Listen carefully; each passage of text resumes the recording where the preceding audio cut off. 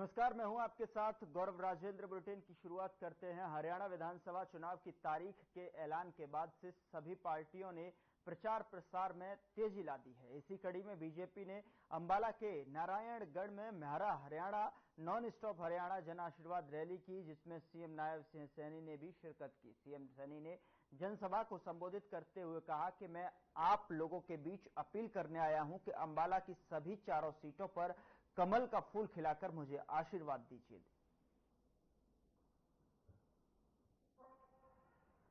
मैं ये काम कर रहा हूं तो नारायणगढ़ के वासियों, आपकी भी जिम्मेवारी बनती है।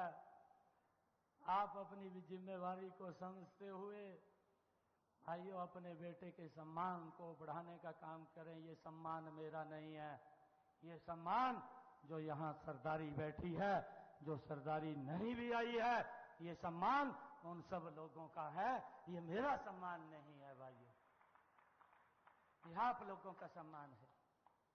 अरे प्रधानमंत्री जी ने आप लोगों के ऊपर इतना बड़ा विश्वास किया है, ये छोटा विश्वास नहीं है। अरे पीढ़ियां निकल जाती है, जुतियां टूट जाती हैं, विधायक नहीं बन पाता।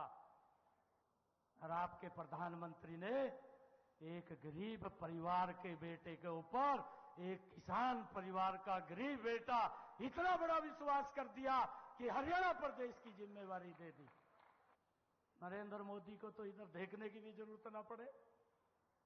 मैं पूरे अंबाला वासियों को ये बात कहना चाहता हूं, क्योंकि अंबाला कर्मभूमि रही है, जिलाध्यक्ष के रूप में रहा, यहां काम किया है। 4 की 4 विधानसभा की सीटें आप लोगों ने देने का काम किया था। आज आपका बेटा आप लोगों से भाइयों अंबाला की 4 की 4 सीटें मांग रहा है। आप देने का काम करिए और मैं विश्वास दिलाता हूं किसी के सम्मान को कम नहीं होने दूंगा भाइयों, किसी के सम्मान को कम नहीं गिरने दूंगा। अरे आपका बेटा बैठा है, आपको चिंता करने की जरूरत नहीं है। मुझे 4 की 4 सीटें यहां की चाहिए।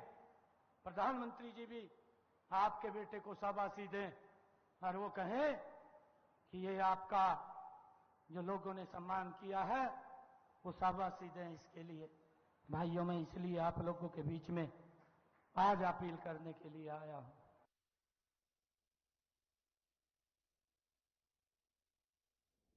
उधर हरियाणा विधानसभा स्पीकर ज्ञानचंद गुप्ता ने जानकारी देते हुए बताया कि किरण चौधरी ने विधायक पद से इस्तीफा दे दिया है, जिसे मंजूर कर लिया गया है। इसी के साथ राज्यसभा उम्मीदवार बनाने की संभावनाओं पर कहा कि ये फैसला आला कमान करेगा। स्पीकर ने कहा कि विधानसभा चुनाव की घोषणा हो चुकी है, जिस वजह से अब मानसून सत्र बुलाए जाने की जरूरत नहीं है। किरण चौधरी जी का त्यागपत्र स्वयं उन्होंने खुद आकर के मुझे दिया और वो मैंने स्वीकार कर लिया है।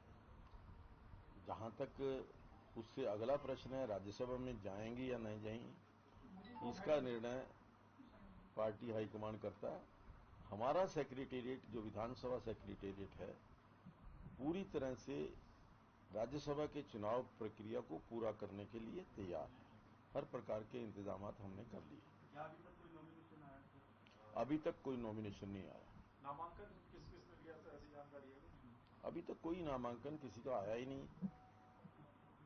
एक सर, इससे पहले कांग्रेस की तरफ से उनकी सदस्यता को लेकर किरण चौधरी की एक आपको याचिका सौंपी गई, उसका सर क्या था?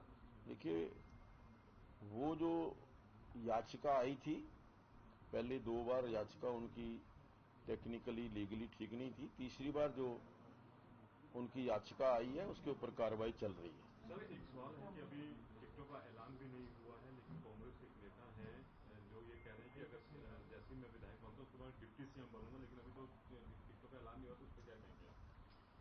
देखिए, मुंगेरी लाल के हसीन सपने हैं, कोई भी ले सकता है। हमारे यहाँ एक कहावत है कि घर में सूत न कपात जलाएगा ठेंग उठेंगी। अभी तो विधायक भी नहीं बने, एमएलए नहीं बने और डिप्टी चीफ मिनिस्टर का क्लेम कर दिया। तो मैं समझता हूं ये कांग्रेस की एक अपनी कार्यशैली है।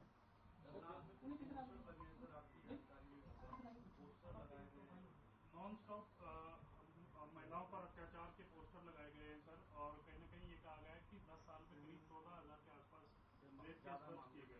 देखिए, ये बिल्कुल झूठ है, बिल्कुल निराधार है, बिना किसी तथ्यों के है।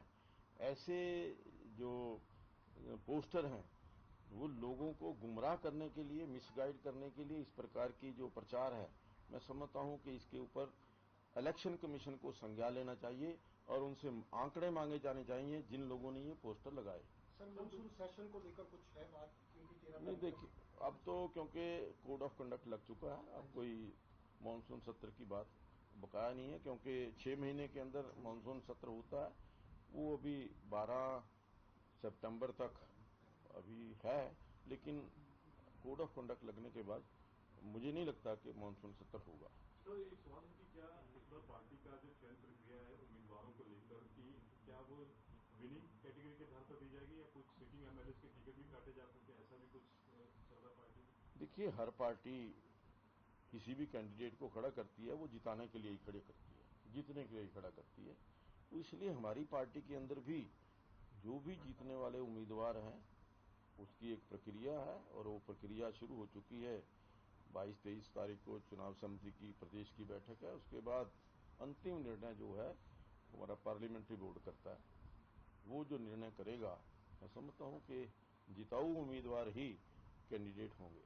सर, दलित और ओबीसी वोट बैंक को लेकर खास पार्टी तैयारी कर रही है, इसके बारे में कुछ जानकारी अगर आप दे पाएं। बिल्कुल, देखिए, लोकसभा चुनाव के अंदर जिस प्रकार से कांग्रेस पार्टी ने ओबीसी को, जो हमारे एससी वोटर को मिसगाइड करने का, मिसलीड करने का, एक भ्रम फैलाने का एक प्रयास किया और कुछ लेवल तक वो सफल भी हुए। लोगों के अंदर ये भ्रम फैलाया गया कि अगर नरेंद्र मोदी जी की तीसरी बार सरकार बन गई या उनके आंकड़ा इतना आ गया तो ये संविधान को बदल देंगे, संविधान की, और हैंडबिल बांटे गए।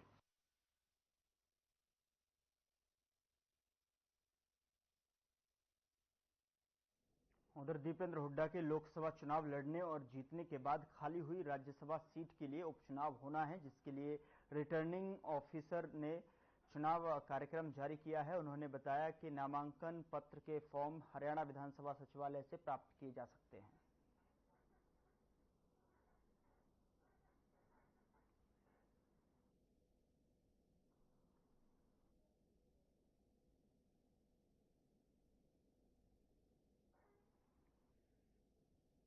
उधर हरियाणा सरकार के शिक्षा मंत्री द्वारा स्कूली विद्यार्थियों के लिए आदेश जारी किए गए थे, जिसमें विद्यार्थियों को अब स्कूल में गुड मॉर्निंग या गुड आफ्टरनून की जगह जय हिंद बोलना होगा। यह आदेश 15 अगस्त के बाद से लागू होने थे और छुट्टियों के बाद आज स्कूल खुले तो अंबाला के सरकारी स्कूलों में विद्यार्थियों ने अब सभी को अभिवादन जो है जय हिंद के साथ किया। अंबाला शहर स्थित सरकारी स्कूल में भी विद्यार्थियों ने आज सुबह स्कूल जाकर अपने अध्यापिकाओं को क्लास में आने पर जय हिंद के साथ अभिवादन किया। इस दौरान बच्चों ने जो है देशभक्ति की भावना भी देखने को मिली।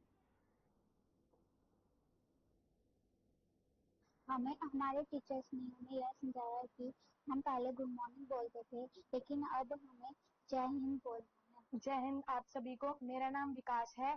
हमारे टीचरों ने हमें सिखाया है कि हम पहले गुड मॉर्निंग, गुड आफ्टरनून बोलते थे, पर हमें ऐसा न बोलकर अब हमें जय हिंद बोलना चाहिए।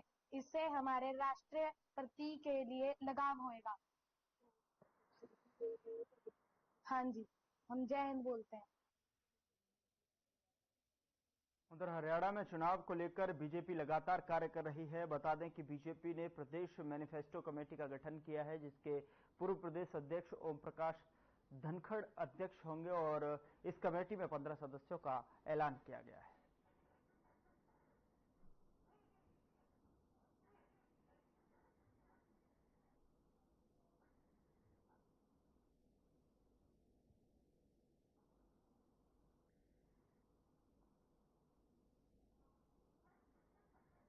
उधर हरियाणा के पूर्व उप मुख्यमंत्री दुष्यंत चौटाला का कांग्रेस और भूपेंद्र सिंह हुड्डा पर बड़ा हमला बोला है। दुष्यंत चौटाला ने भूपेंद्र सिंह हुड्डा पर बीजेपी के सांठगांठ का आरोप लगाया है। दुष्यंत चौटाला ने तंज कसते हुए कहा कि अब तो हमारे 4-5 विधायक कांग्रेसी हो गए हैं। अगर भूपेंद्र सिंह हुड्डा के बीजेपी से सांठगांठ नहीं है तो राज्यसभा चुनाव के लिए अपना उम्मीदवार उतारें।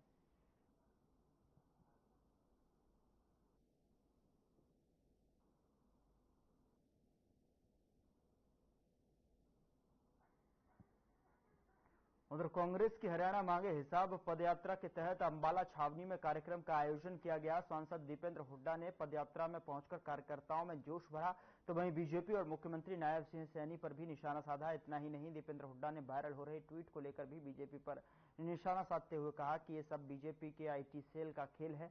साथ ही साथ आपको बता दें कि उन्होंने कहा कि बीजेपी कुछ कामों में तो माहिर है। पिछले दिनों बीजेपी ने कई घोषणा की, लेकिन अभी तक उसमें से कोई भी घोषणा लागू नहीं हुई है। उन्होंने कहा कि इसलिए अब बीजेपी को ये महसूस करना हो गया था कि ये घोषणाएं झूठी हैं और लागू नहीं हो सकती हैं, या इन योजनाओं को लागू करने की नीयत नहीं थी। साथ ही उन्होंने कहा कि हरियाणा मांगे हिसाब में देश का जन जन हिसाब मांग रहा है कि पिछले 10 सालों में सरकार ने उनके लिए क्या किया।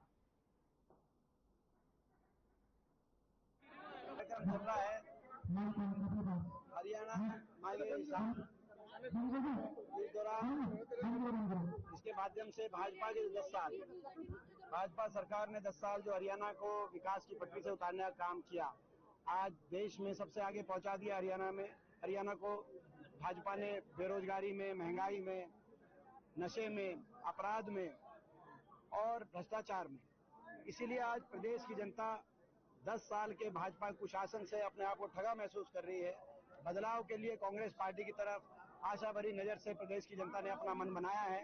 उसमें रहूंगा, आप ही वॉलंटियर्स के और अनुशासन को बनाए रखना है। आश्वस्त जी। यहां रुकेंगे छोटे से ब्रेक के लिए, फौरन हाजिर होते हैं तमाम खबरों के साथ।